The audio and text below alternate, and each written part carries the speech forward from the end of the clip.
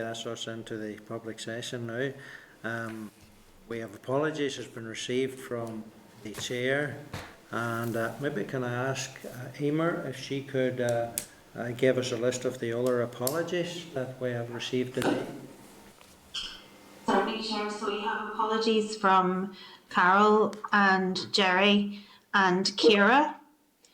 And Carol, Jerry and Kira have all wished to nominate Nicola as their proxy in the event of a debate.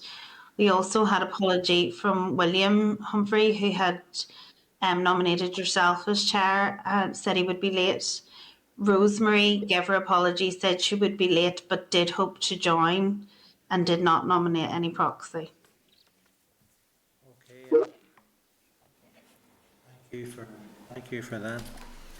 Well, now we're into agenda item 5, the draft minutes of the meeting of the 19th of January, or at page 47 of the meeting pack. Can I ask members, are they content to agree minutes of the 19th of January? Great.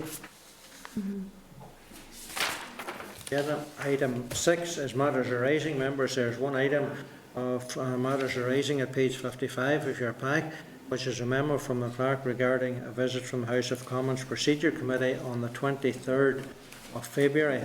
As part of his ongoing inquiry into the procedures of the House of Commons and the Territorial Constitution, the House of Commons Procedures Committee will be meeting with the committee in the afternoon and will be meeting with the Executive Office Committee in the morning as well. I asked that members make themselves available for lunch and the planned afternoon meeting on Wednesday the 23rd of February.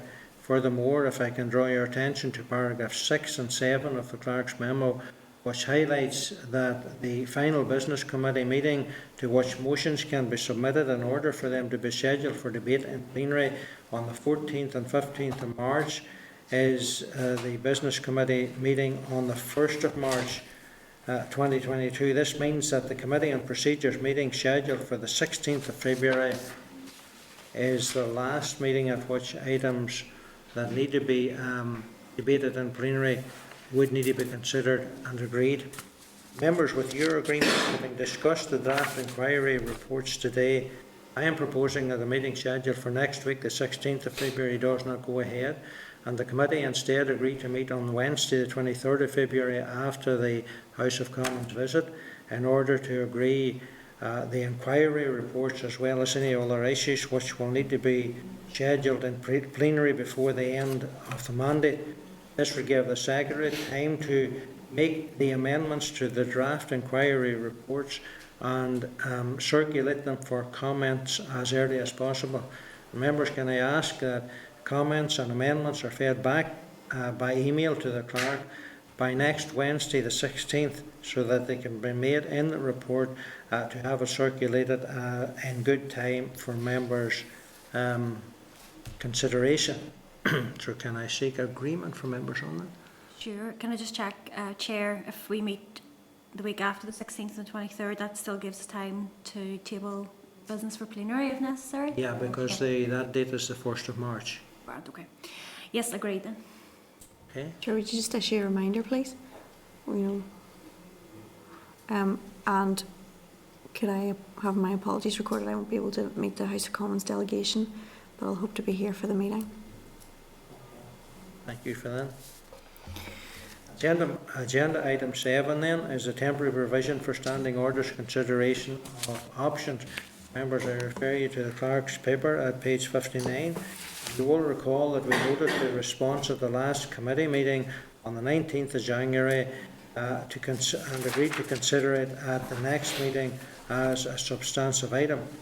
Can I remind members that it was agreed by the Assembly on the 15th of June 2021 that temporary provisions in standing orders 110 to 116 which were introduced to allow Assembly and committee proceedings to continue during the COVID-19 pandemic would remain in place until the end of the mandate in 2022. Paragraph 2 of the clerk's memo reminds members what all the temporary standing order made provision for. We now need to reach a view on the potential options for the temporary provisions and if or not whether they should be further extended. I will remind members that this committee wrote to the Business Committee to seek its views on the following options. That was to do nothing and let the provisions cease to have effect at the end of the mandate, agree to extend all or some of the temporary provisions to a date in the new mandate, and consider whether all or some of the temporary provisions should be reviewed and considered for retention in standing orders on a permanent basis. The response from the Business Committee was that the committee stated that due to the rapidly changing circumstances with the pandemic, the temporary provisions should be allowed to roll to the end of the mandate and beyond. However, the Business Committee also noted that it would continue to review the situation and change its position if required, and therefore would anticipate a review of the temporary provisions by the next Committee on Procedures early in the new mandate. There is also an additional issue that Assembly members have identified that the Committee should consider, which is detailed in paragraphs 9 to 12 of the Clerk's memo.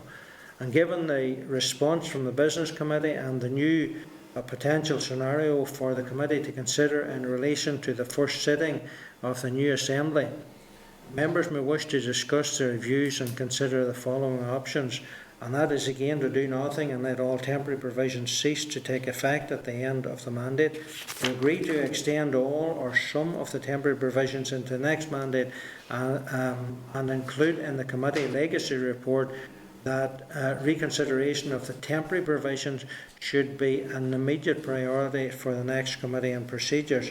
In respect of the potential issue in relation to members being able to designate as at the first sitting of the Assembly, members may wish to discuss their views and consider the following options. Consider whether the Committee should bring forward an amendment to standing orders to provide for an alternative means of enabling a member who is unable to attend the first sitting in person to designate, and if so, consider and advise whether any such amendment should be a temporary arrangement as a consequence of COVID, or whether it should be considered on a more permanent basis. And having went through all of that, maybe, Paul, I'd ask you to enlighten the members a little more on this particular issue. Yeah, I think it's helpful to think of these as two distinct separate issues. The first issue being the temporary arrangements that we've had in place since March 2020, they're going to end. Yeah. Do you want to bring forward a motion now so that they automatically apply at the start of the next mandate and that Assembly then can benefit from them and decide to end them if they want?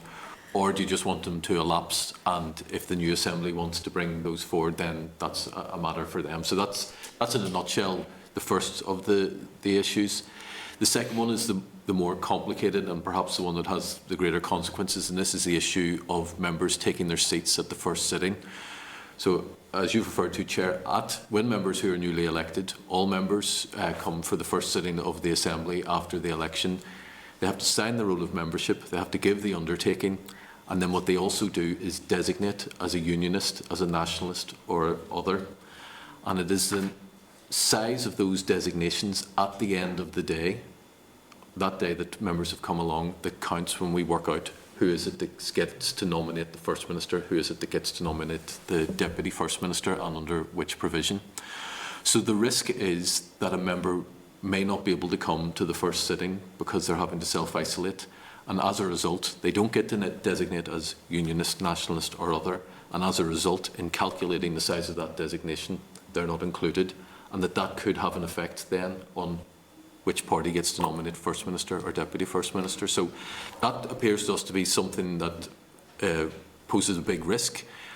There's no legal reason why that designation part of it has to be done at the same time as signing the roll of membership or giving the undertaking. It could be separated away from that. So members would still have to come, if the committee was content and the Assembly agreed, this would still have to come on the first day and sign the roll of membership and give the undertaking before they could be members and take part. But for the simple purpose of just working out what size designations are, you could separate that, and you could have some sort of mechanism for a member who was unable to attend to write to the Speaker or write to the Clerk Chief Executive and set that out. And that means we'd be relying on an accurate set of figures when it came to looking at the size of the designations. So that's the second issue, and the one which feels, I suppose, more pressing in terms of making sure that there is some sort of agreement on it. Okay, over to members. When we have the two issues, will we allow the temporary ones to run out now at the minute or not, or roll them over, and then on the other issue for the designation? Okay, Joanne, or? Do you want me to go, John? Yeah. Thanks, Chair. Yeah, listen, I'm happy to agree to extend the temporary provisions on into the next mandate, because at the end of the day, we're not out of COVID yet. Thankfully, things are looking up, but we are still in the middle of a pandemic and things are still changing. So I would vote to extend the temporary provisions. And I do appreciate that officials were able to flag that issue up with the first day of the Assembly, because obviously that would be a huge issue.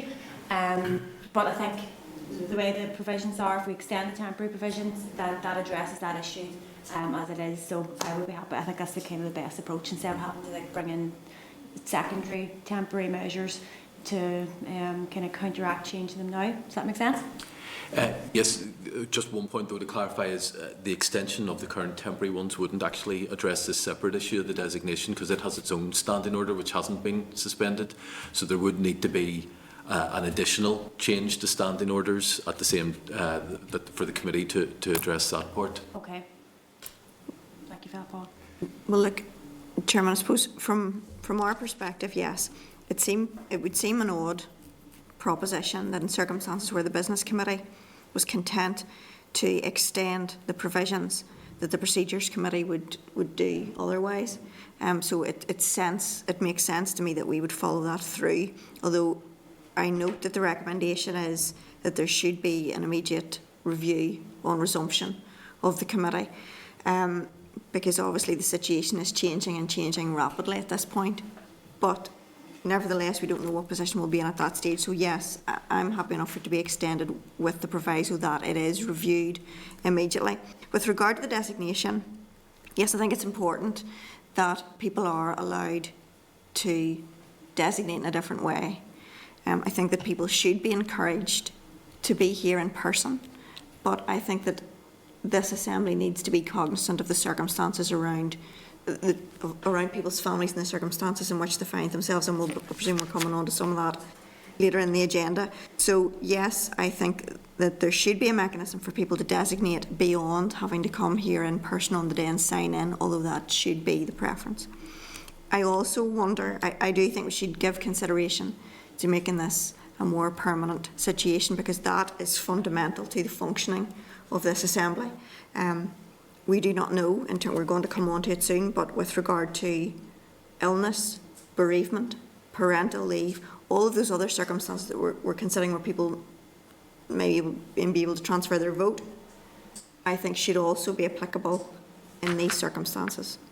So I think we should look at that.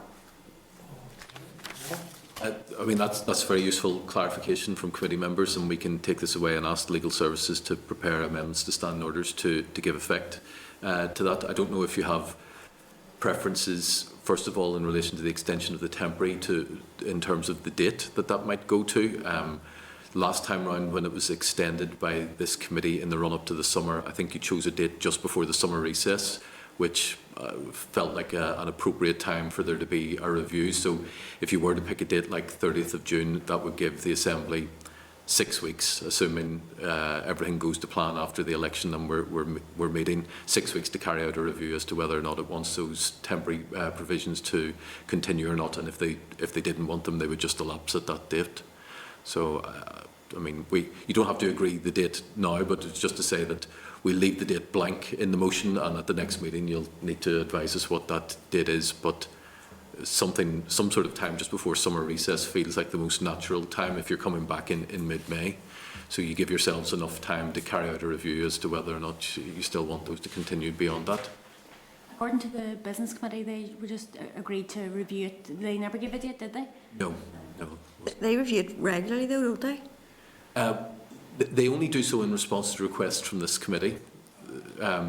This committee is the one that brought forward those amendments to standing orders and has consulted with others then on each occasion before it's extended them further. Although it kind of takes a look at seating arrangements and so on in accordance with executive guidelines, doesn't it? Yeah. Okay. So, I mean, that's just to mention that about the date. The second issue then is in terms of the designation and whether there's a particular process associated with that. So, for example, would it be sufficient for a member to send their notice to the Speaker and for the Speaker to announce it at the first sitting if they were unable to attend in person? If there's anything, if you want to specify the reasons that they're unable to attend, or if it's just as straightforward as if for any reason a member is unable to attend, they may designate by sending written notice to the Speaker and the Speaker shall announce this at the first sitting, something along those lines. I don't think we should get into, I think that there should be an explanation offered, but I think it should be very tight, because I think by and large people should be present in person to do what they're supposed to do, and I don't think that we should, it should be for, you know, a plethora of reasons. There should be very specific circumstances that apply, and in similar circumstances to that which can be used when we're going to discuss proxy voting. So, no, I don't think it should be, we don't want to make it sound like it's optional. Yeah. Just to offer you some reassurance in terms of the incentives to turn up in person. A member won't be getting paid until they turn up in person and sign the roll of membership and give the undertaking. So that already exists, and they won't be entitled to take part in any proceedings. All this is about is the designation. Yes, but it's the designations. I mean, if a member doesn't turn up in person and they're not being paid, that's on them. But with regard to designation, that has an impact in terms of government, opposition, positions, finances, everything as to how this assembly functions. So, from a corporate perspective, designation is more important than an individual signing in. Yep. So I don't think we want to widen that out anymore, but we want to be able to accommodate people who, for genuine reasons, can't be here in person. I think from a practical viewpoint, you're right, Joanne, but I think from a practical side, most people would want to be there and want to be doing it, and it would only be under exceptional circumstances that yeah. they could. It's a big thing, you know, to... Yeah. Okay. Okay, committee agreed to move forward on that basis then. Mm-hmm. Thank you for that, members. Agenda item 8, the Northern Ireland Ministers' elections and petitions concern bill. And you will see in your packs at page 67 the clerk's memo on the Northern Ireland Ministers' election petition concern bill. A number of amendments have been tabled by the government since the committee considered this item on the 19th of January. The committee have previously noted that the bill is likely to require a number of significant changes to standing orders. As previously outlined, the issues listed in Annex A are for members to consider and then bring forward proposals for the Assembly's agreement. If the Assembly does not agree with cross-community support, new or amended standing orders as envisaged by the bill, then there may be a significant gap in the Assembly's procedures. Members, are you content to note for the changes in status to the passage of the bill? Note the shortened time frame for the bill to come into effect. This means that there could be a period of time where there is a gap in the Assembly's procedures due to the fact that the acts have commenced but adequate provision or amendments have not yet been made to the Assembly's standing orders to give it effect. Note that no responses have been received to the questions asked in the issue paper previously circulated to party whips and party leaders. Agree to urge responses to the questions posed in the issues paper from party groups. Note that there is time for only 3 to 4 more meetings of the committee remaining in the mandate, and agree to seek legal advice on the implications of the bill to be provided at the next available opportunity following the completion of the passage of this bill. Agreed. I think, Chairman, it was impossible for parties to determine their positions and respond to the committee until such times as we knew what the bill looked like when it was finalised. That's now happened, so now we can move forward with that work. But in the interim, yes, I think we can agree with the recommendations here, and we'll see the legal advice and then take it forward from there. Thank you for that, members. And you will know, as Joanne has said, that the passage has now completed and is now awaiting release. Thank you for that. Agenda item 9 is the proxy voting, and I want to draw your attention to the clerk's memo at page 85 of your packs in relation to permanent proxy voting arrangements in the Assembly. And you're reminded that the last time we considered this item, we agreed to consider whether unforeseen circumstances should be included in the permanent proxy arrangements, along with parental leave and long-term illnesses. As you can see from the clerk's memo, there doesn't seem to be any examples of proxy voting being introduced in circumstances where unforeseen circumstances arise. The term unforeseen circumstances seems to be too broad and subjective. It is noteworthy that no other legislators make provision for proxy voting in such non-specific or non-evidence-based circumstances as unforeseen circumstances. So do members have any views on this particular issue? Yes, Chairman, I do. Okay. I think that it would be helpful to see what emerges from the House of Commons inquiry. But I think that this is, I mean, as I've mentioned before, I think this also provides an opportunity for our Assembly and for Northern Ireland to take the lead once again. And I think we have to be mindful of the circumstances in which members find themselves, as we've previously discussed. I think we should give consent. I think that we should not seek to encourage members to perpetually exercise their vote in proxy. It is an honour to be a member of this Assembly. It is an honour to represent people in our constituencies, and we should take that seriously and aim to be here in person and take that responsibility seriously. So people should be encouraged to be here in person. However, we must recognise that, you know, life is not that straightforward. People have bereavement, people have caring responsibilities, people have illness. And I think this is an opportunity perhaps to allow some degree of flexibility within parameters and defined parameters to allow people to still exercise their franchise on behalf of their constituents, but also undertake the serious aspects of their life which are unavoidable. And I think that we should move towards consideration of that, and I think it would be helpful to see what comes out of the House of Commons, but also even if the House of Commons doesn't take forward those aspects, I think we have to bear in mind that this is a modern Parliament. Life has changed, and we should take account that sometimes it's just not always possible due to people's personal circumstances and that things arise. So Okay. that'll be my recommendation. Yeah, I suppose I think there's a wide kind of range of topics that could be discussed with us here. I'm just thinking about even the kind of that work-life balance thing has been a kind of focal point recently. There's room for that kind of discussion too. I think there are quite a number of things we could touch upon there, but I'm happy for it to be considered further at another stage, to be honest. And Joanne, I think you're right, because she's into that before as well. Kind of get sight of that first. But yeah, there's quite a few different viewpoints I think that could be taken on that. Happy to go ahead for now, Chair. Thank you for that. Well then, if the committee feels strongly about pursuing the development of a set of scenarios or criteria which could fall within the definition of unforeseen circumstances, it is suggested that a full inquiry should be undertaken in the next mandate. Let's remember this was started as a small review at the request of the Speaker, with the aim to bring with the aim being that the House could be more compassionate and family friendly, and unforeseen circumstances are going some way beyond that particular intention. So if members have a view on whether unforeseen circumstances should be referred in the committee's legacy report for inquiry by a future committee. Yes, but I think we should be very clear that it is our view that unforeseen circumstances should be tightly defined, and it's not about a member just deciding they're not going to be here, but that it is about specific circumstances.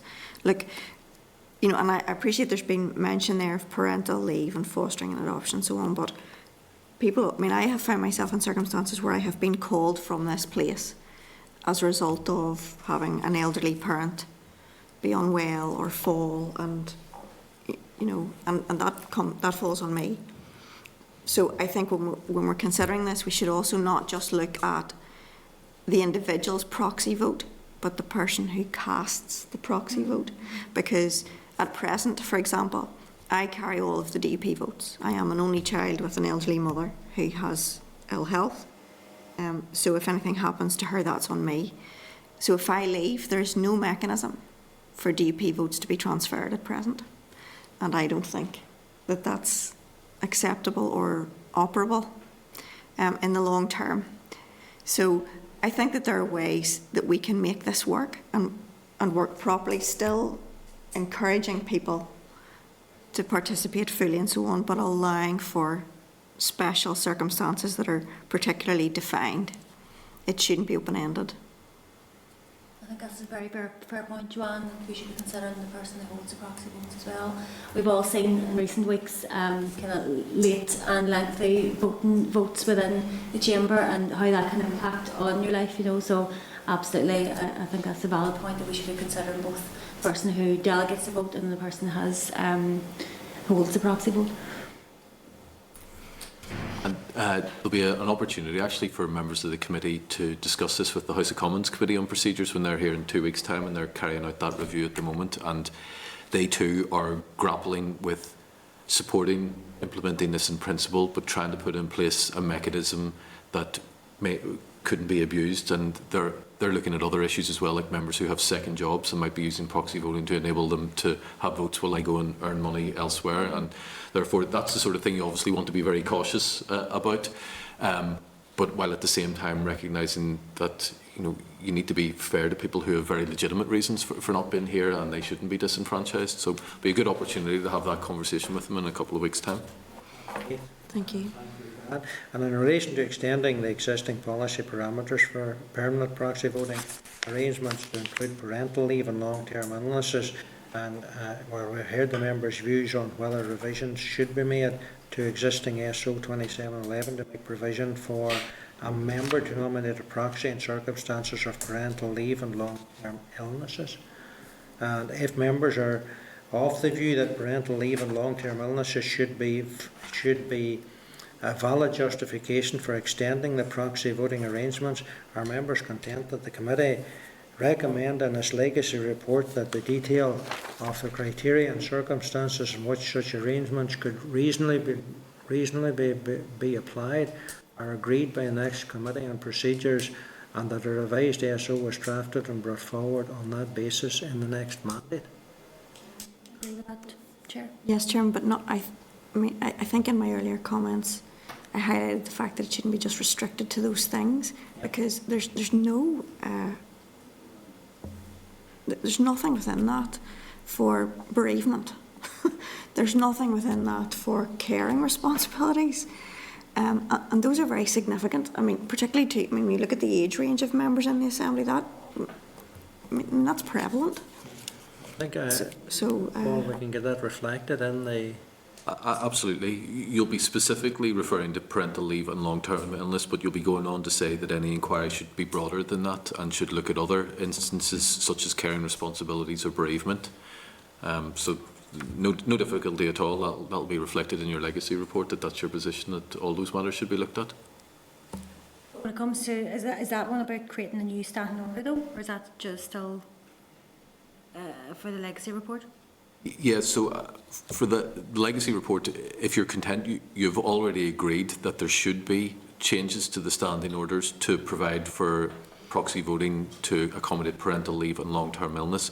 But in addition to this, then, you also want to explore the circumstances where other instances, such as bereavement or caring responsibilities, might also be accommodated. Thank you, Paul. Yes, what about then just... I think they also need to give consideration to illness, and I think they also need, within the scale of the report, I think there needs to be consideration given to the time frames that there are to transfer your proxy, because, as I said, Paul, I think it's at the minute it's 9:30 in the morning, and that's it for the day.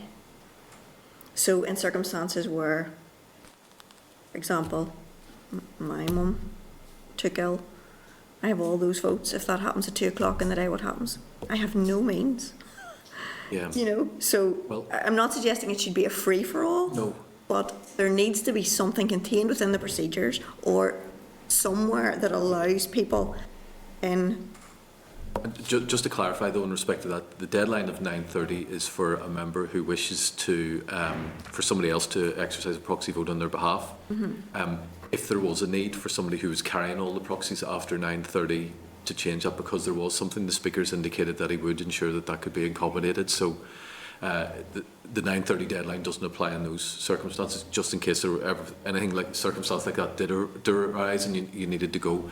Come to the business office and we'll ensure with the speaker that those arrangements are put in place. That's helpful, actually, because I didn't know that. Okay, thank you, members, for Thank that. Agenda item number 10 is electronic voting. Correspondence from the Assembly Commission, and members, I refer you to page 116 of the pack, to the clerk's memo on the agenda item and a response from the Speaker on behalf of the Assembly Commission to her letter on the topic of electronic voting at page 120 of the pack. Also included is a research paper on electronic voting that the committee had previously considered at page 122, and the original letter to the Speaker, or the original letter to the Speaker querying this issue on page 141. Members, you will recall that in November 2021 we wrote to the Commission, that's the letter at page 141, to ascertain its position on electronic voting in the Assembly. The response from the Speaker sets out the Assembly Commission's position. Members may wish to note that the Commission's view is that the committee should firstly put into place procedural guidance and direction, such as when electronic voting should be allowed, under what circumstances, scoping all of the policy parameters, etc. Following on from this committee taking a position and making recommendations, the Assembly, of course, will have to agree any recommendations. It is then that the Commission would progress the logistical and infrastructure works which any future electronic voting system would need to have. Do members have any views on this particular issue?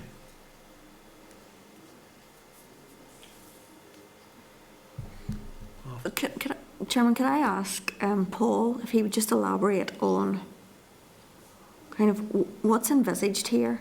Is it, 20 terminals and people queue up to them? Is it each member has something in front of them? How does this work? Well, that's exactly the sort of work that an inquiry that this committee would establish. There are all sorts of different options, and it's done in different ways in different legislatures. You can do it with everybody having their own fixed place in the chamber. You can do it with a member can turn up at any place in the chamber, and there are 90 different terminals, and you log in with a card or with biometrics. You can do it with proxy voting accommodated in some ways, so that somebody comes to the chamber and can exercise a vote not just for themselves but on behalf of others. And we even saw during the pandemic in other legislatures that they had examples of remote voting, where members who weren't even in the chamber were able to vote. So there are big questions for the committee in the first instance, and then the Assembly further to any report on that, to agree as to how this would all work. I suppose what the Commission are saying is they can't procure the infrastructure and tear up the chamber until we know exactly what it is that is wanted. And really you would need to draw up terms of reference for an inquiry. Ideally you would have a committee here going and visiting other legislatures to see how it works, coming up with different options, and then deciding which of those options you think would work best for the Assembly. And presumably part of that, Chairman, would be, I think in other places they have designated times for votes, don't they, where they just conduct a debate and they'll have set times when all the voting takes place, as opposed to as it progresses in the course of the day, isn't that right? That's right. So there are numerous things that need to be borne in mind here. Yeah, I mean, the committee absolutely could include that as part of the terms of reference, whether having a decision time was something that they would want, and that's very helpful to members, because there's certainty then that they're not going to have to be called out of various meetings and other things to come along. To set a specific time aside, and then you can get through the questions very quickly with the electronic voting. Again, I think the last few weeks have kind of shown the benefit of what electronic voting, and maybe the speed of it, because as we say, when there's a division, it takes at least 10 minutes, and that's with the speedy voting already. So it's definitely worthwhile looking into it, and I suppose it probably will take quite a while. We can't implement it very soon, but certainly worth an inquiry, I'd say. Chairman, I think that we can look into it. I think appreciate that there's work underway that should impact the length of time it takes for division, which may negate the need for this, because if I suppose for those members who aren't on the business committee, Paul, you might want to elaborate that IT are working towards a system whereby you don't have to go through each individual person. It's more a case of you designate and it's done, and it should be much faster. But I'm also conscious that infrastructure changes in the current climate when the institutions are, to some extent, unstable, but also when everybody else is having to cut their cloth, and our constituents are having to rein in and are having a struggle. I think that we'd need to be very clear what we were seeking to achieve, and that absolute benefits could be realised before we allowed the Assembly to undertake significant infrastructural work that could cost many thousands of pounds. I know from the Audit Committee that in circumstances where the Commission asks for money, the Department will always allow the Commission the money that it seeks. So then the onus is even more on us to ensure that it can be justified in the current climate. So I think it's important that we take this work forward studiously and make sure that it does represent value for money, time saved and so on, before we start to spend taxpayers and ratepayers' money that they're struggling to come by themselves. Absolutely. I think naturally value for money would be a key aspect of any terms of reference for a future committee inquiry. So the point I just want to make for now is that the planned work that the Assembly Commission are going to do in terms of infrastructure in the chamber, the idea is that they will, if you like, future-proof that work against anything that this committee may agree in the future. So they know that they need to do certain work with the infrastructure, that they're taking account of the potential for the Assembly to agree that there should be electronic voting, and they're building that into the specification at the moment, not in a way that's going to create extra cost, but in a way that would enable electronic voting to be installed much more easily if it's agreed that that's what's wanted. Okay. Okay, members. Well, then, are members content that, given that the committee's work programme is at full capacity until the end of this mandate, that we add this to the legacy report, that this matter is referred to as a priority for consideration by the next committee on procedures? Yeah, good. Happy with that. Members, agenda item 11. At 11, there are no items of correspondence. Do members have any other business? No.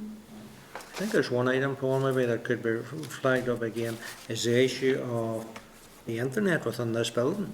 I don't know whether that's a matter for this committee or not, but I know there are many is an area in this building where it seems to be very, very slow, and it's not. And I've had complaints from some members with regards to it, so maybe that could be looked at again to see. I'm happy to talk to the relevant officials with responsibility for that and bring an update back to the committee. Thank you. Yeah, Chairman, I think it's important, Paul. It may not be directly the remit of this committee, but I think it falls procedurally because people are having difficulties in attending committees and falling out of things and not hearing. And actually, even if you're trying to, Zoom actually is much better than Starleaf, because, if you're trying to actually join a committee whilst you're in the building, it's well nigh impossible.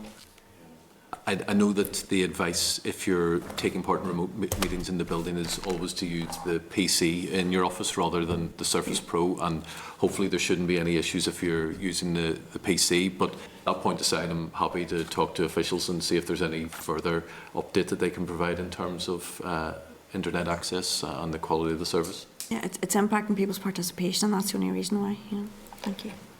Thank you for that. And members, the date and time of the next meeting will be on Wednesday, the 23rd of February at 2. Well, will it be 2:30? I'm not sure it's 2:30 or it's a little later. Lunch this on prior to that. But I would ask members and remind members again to make every effort to attend the lunch with the committee that's coming over, and then the committee meeting following that. And can I thank all members who came to the committee today, participated, and wish you all a safe journey home. Thank you, Chairman. Is the Northern Ireland Assembly Committee Room 29.